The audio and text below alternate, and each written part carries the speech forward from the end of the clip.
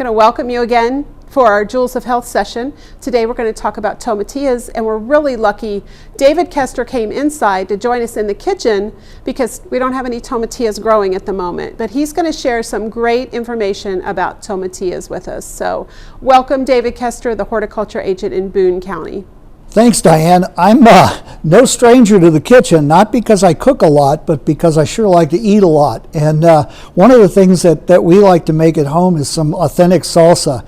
And we do use tomatillos for that. And tomatillos are not a tomato. They are in the same family. They're in the nightshade family, but they are not a tomato. A lot of people think, well, they're just small green tomatoes, and that's not the fact at all. They're completely different than a tomato. But they're grown usually in the South. They originated in Mexico and throughout South America, and just a really kind of an interesting plant. In Mexico, it's a perennial plant, and of course, when we grow it up here, it's strictly an annual because of our cold winters. They just won't survive. But there's a number of different varieties that we can grow. There's some, when we harvest tomatillos, if you're going to make salsa with them, they're usually used about that size. As they age, they get a little bit sweeter. But the Mexicans and the people from that region really like more of a bitter kind of a salsa. As we age them, they do get a little bit sweeter. But a lot of different ways to grow them, and there are not all that many different varieties, but there are some red ones and there are some purple ones. They get that color when they mature, and they're actually a little bit sweeter when they're that color. So that if you like something on the sweet side, you might want to look for those varieties. They can be grown in containers. I'll be honest with you, they are somewhat of a weedy plant. They're not hard to grow at all. They will, anything that you do for a tomato, planting your garden, your tomatillos will like those conditions just fine. They are actually, don't get many diseases or insect pests, and usually we grow them by seed. We put them either in a window or something like that, start the seed, and then we take them to the garden when it is past any danger of frost and the soil temperature is very warm. Then you want to put them into the garden, and I would say around here, I wouldn't even attempt to put my tomatillo transplants in the garden until it was at least May 20th or so. And at that point, you can put them in the garden, space them about the same distance that you would a tomato plant, and believe it or not, they also really benefit from being staked. As I said, it's kind of a weedy plant, and if you stake them, you'll get them up in the air, and they will actually produce more, and they'll ripen a little bit more uniformly if they're up off the ground. So I would definitely suggest doing that. And again, the fertility, not as critical as it is with a tomato. Water, definitely during dry periods, that really helps. And the yield of them is kind of surprising. I was looking it up, and because I wasn't really sure. I know that I always get more yield off of 1 or 2 plants than I can possibly use, but they say that the yield averages between 60 and 70 to 80 fruit per plant. So that's quite a few of them. And again, we want to do that in the warm months of the year. And as far as when they're ripe, when they're large like this is called the calyx, and it is not edible, but you actually remove this skin from it, and then you can use the green inner part. That's what you want to use. They actually say that all the rest of the plant is somewhat poisonous, being in the nightshade family, so you want to remove the husk. And they are also, another name for them is husk tomatoes. So you want to take that husk off of there, and you'll notice that it's real kind of sticky, and that just comes off with a little bit of water, and they'll be fine and ready to use. Just a really interesting plant. We don't grow them commercially, really, in the United States. I think there are some in Texas, but for the most part, they're in Guatemala and Mexico.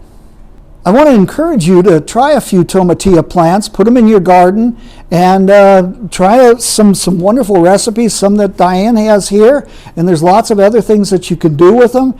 And just another kind of a neat thing, kind of a curiosity plant as well. I think you can bring people to your garden and ask them what kind of plant that is, and very few people are going to know. So you might want to try that out, and I hope you enjoy them.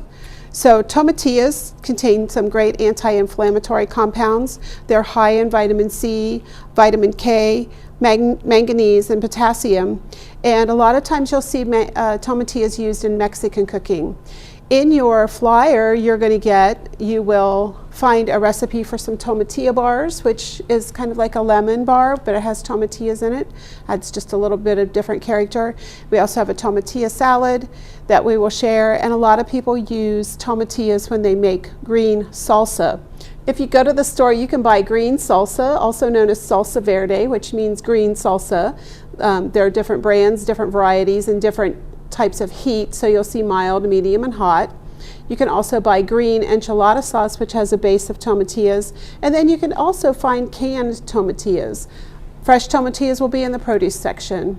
So whenever you're looking to pick out a tomatilla, you'll want one that's nice and firm, and it should have the husk still attached. And if you leave it in the husk, you can keep it in the refrigerator for about a week. If you take the husk off and store it just without the husk, it probably will last a little bit longer.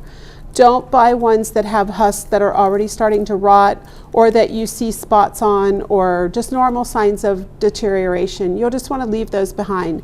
And then you'll notice with our display here, there are all kinds of sizes. There are little tomatillas, a little bit larger tomatillas, and then there are larger tomatillas. So pick out the ones that you like. There's really no difference. Depends on what you're using it for. Today we're going to chop ours up, so it really doesn't matter. In the summertime, you can usually find these at the farmer's market, so you get them fresh, locally produced. When you buy tomatillas, do not wash them until you're ready to use them. And what you will do is you will peel off this outer husk, and you'll find that there's a very sticky residue on the actual tomatilla that you're going to use. So you'll peel it off, kind of pull it to the top, and you give it a little twist, and it usually comes right off. Then you're going to wash it under cool running water, and that sticky residue will come off. So we've already washed these, and we're going to use these in our recipe. And I'm going to demonstrate for you how to make the tomatilla bars. But before we get there, I'll show you. This is actually a tomatillo salad. It's made with fresh tomatillas, fresh tomatoes, has some basil and some red onion in it, and then it's got a red wine type vinaigrette on it. And I just served it alongside some freshly made bread here, but you could also eat it with chicken or steak, really any type of accompaniment. It's just a nice fresh summer salad. We're going to make the tomatillo bars, and to make our bars we will need an 8 by 8 inch square pan, and you can line it with parchment paper or aluminum foil if you want to. You don't have to. The advantage is it makes it easier for cleanup, and it also makes it easier to pull the bars out after you bake them. So a tip that I will show you for that is to take a piece of parchment paper, and I'm going to just press it slightly down into this pan. Then that just sort of marks my corners for me. Take a pair of scissors. I'm going to cut into almost into where my the corners are, and that way I will have room to fold this over, and they won't stick up and be in my way when I take and put my filling and everything into my pan. So it fits pretty well into my pan. I can clip these little corners off and throw those away. Just makes it nicer looking. Not that it matters. Nobody's going to see this anyway. Okay. And so I'm going to fit this in my pan, and I'll be ready to go when I'm ready to get my crust going. So I'm just going to set this aside.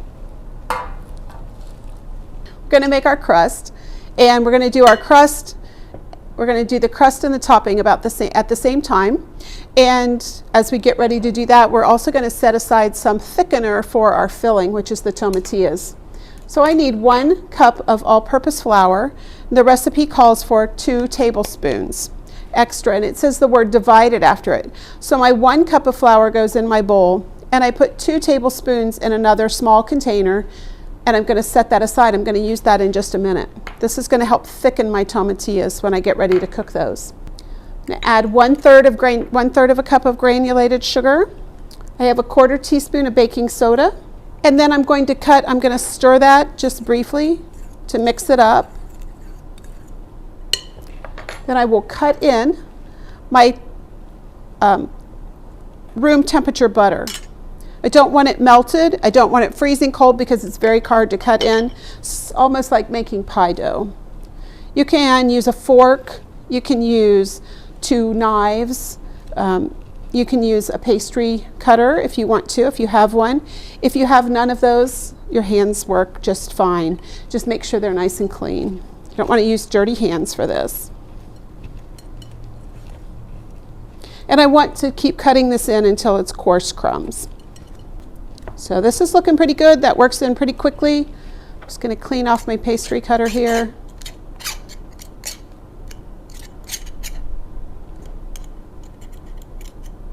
You could probably also put this in a food processor if you wanted to, if you have one. There's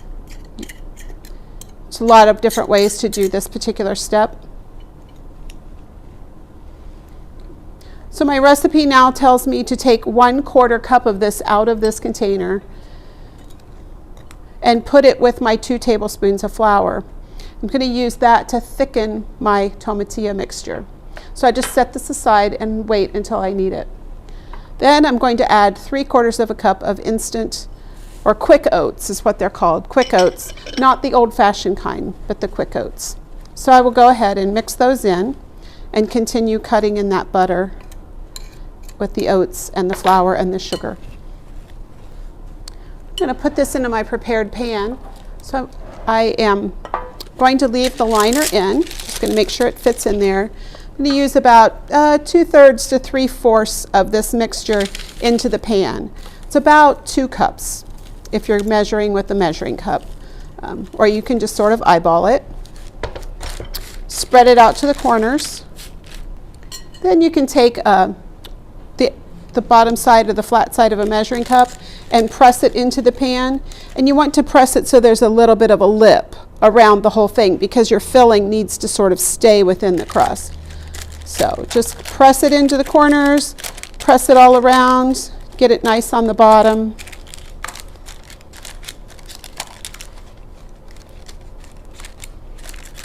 Try to make it so you don't have big thick crust on one side and thin on the other.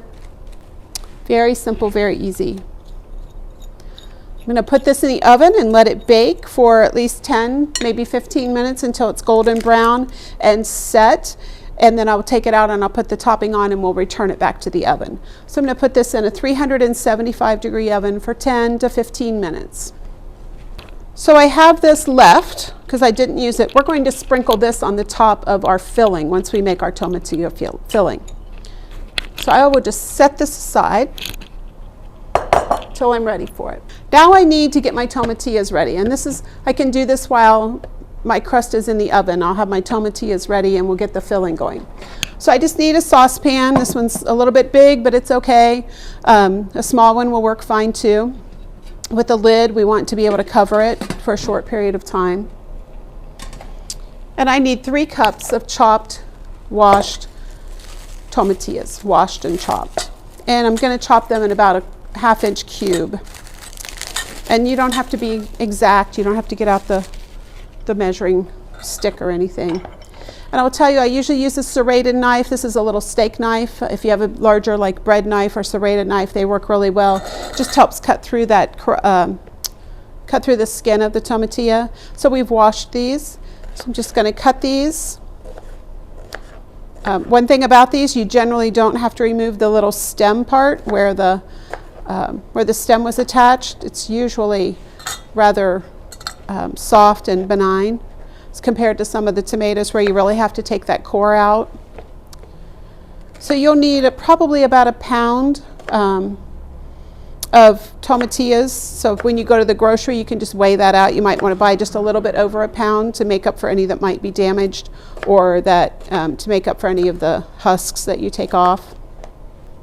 You really don't have to spend a lot of time doing this. It goes pretty quickly.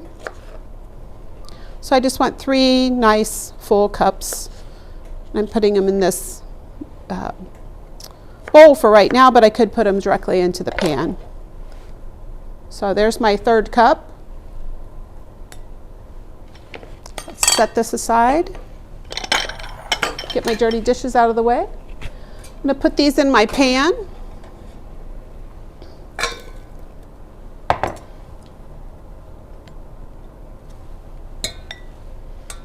And to that, I'm going to add 1/4 cup of lemon juice. You can use bottled lemon juice. You could squeeze fresh lemon juice. It's up to you, whatever you have on hand. If I were using fresh lemons, I might use a little bit of the zest just to add a little extra lemon flavor. One thing about tomatillos is they sort of have a, I find they have a little bit of a lemon flavor to them. Some people will say they're a mixture between like a green plum or a green apple kind of flavor mixture. They have a little bit of texture to them, but they are a little bit tart. So I'm going to turn this on and bring it up to a nice simmer. So we have our tomatillos and lemon juice, and they've been simmering, and our tomatillos are nice and soft and they're breaking apart.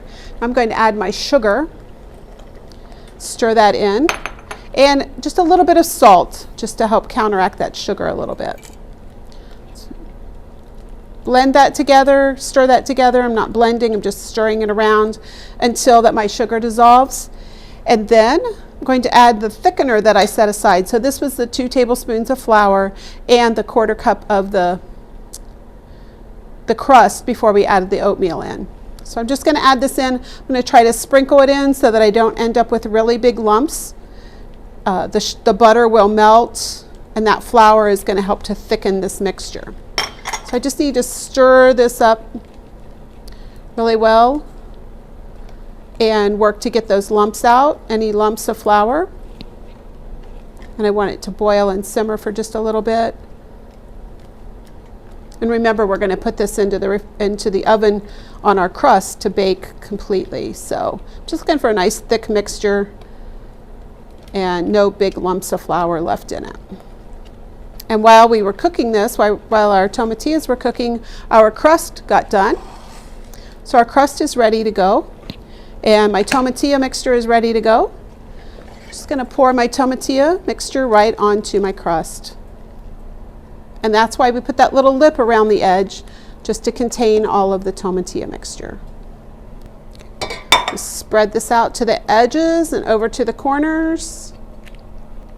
There's my mixture. And then if you'll remember, we set aside some of the crust mixture so that we could sprinkle it on top. And that's what we're going to do now. So I just want to try to sprinkle it all the way around on the sides and on the edges, across the top, and just try to make an even distribution of our crust. We're going to turn our oven down, and then we're going to return this to the oven to bake for probably 30 to 35 to 40 minutes until it's nice and golden brown and nice and bubbly. We want our crust to be nice. Okay.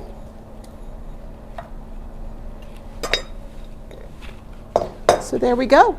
We're going to go back in the oven at 350 degrees for about 35 to 40 minutes. So our tomatillo bars are still baking in the oven, but I just want to remind you, you can eat tomatillos raw. You can have them cooked. You can put them in salsa to go over any kind of meat. It's used a lot in Mexican cooking. They're a good source of vitamin C, good source of vitamin K, and make salad, make salsa, make a bar. There's a recipe for soup. There's all kinds of uses for tomatillos. So give them a try. You might like them.